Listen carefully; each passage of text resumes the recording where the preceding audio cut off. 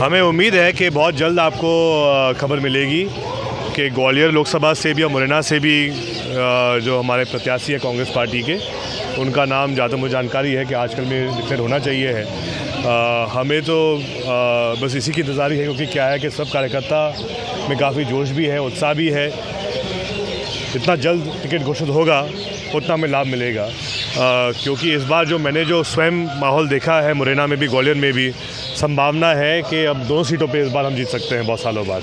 VD Sharma ने press conference करके कहा है कि तमाम आरोप लगाए कमलनाथ जी पे भ्रष्टाचार के, 2019 सरकार में बहुत भ्रष्टाचार हुआ है। उनका ये भी कहना है कि वीडी को उनके खिलाफ सबूत मिले, उनके सहयोगियों के खिलाफ सबूत मिले। वीडी शर्मा जी को मैं कहना चाहता हूँ, कमलनाथ जी का जो कार्यकाल रहा था 15 महीनों का, उन्होंने निस्वार्थ काम जनता के लिए किया था।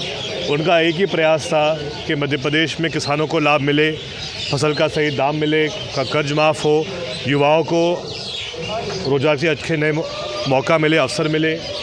लेकिन जब स्वयं शर्मा जी ये बात जानते हैं कि उनकी सरकार प्रदेश में है, देश में है, तो कौन रोक रहा है कार्रवाई करने से?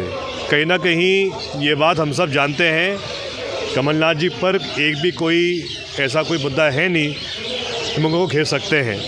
उन्होंने बहुत प्रयास किया है, बहुत वो अलग अलग प्रकार के षड्यंत्र का प्रयास किया है, लेकिन कमलनाथ जी को वो अभी तक घेर नहीं पाए हैं।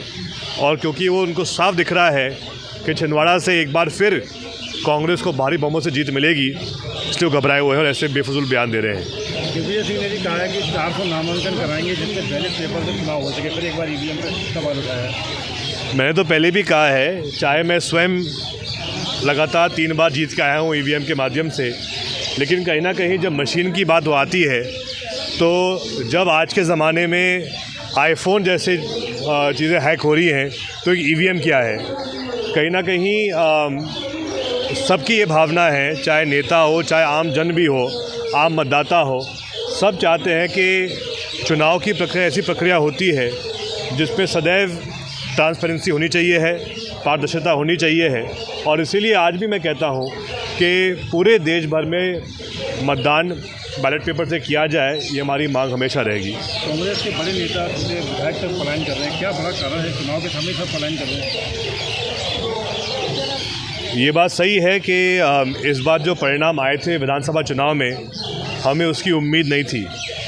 लेकिन जो भी लोग कांग्रेस छोड़ के भाजपा में जा रहे हैं, उनको ये विचार करना चाहिए है कि जिस शुरुआत जब ये घटनाक्रम की हुई थी 2020 में, जब सिंधिया जी स्वयं गए थे, उनके साथ विधायक गए थे, उनके अधिकतर विधायक और वो लोग कहाँ पर हैं आज?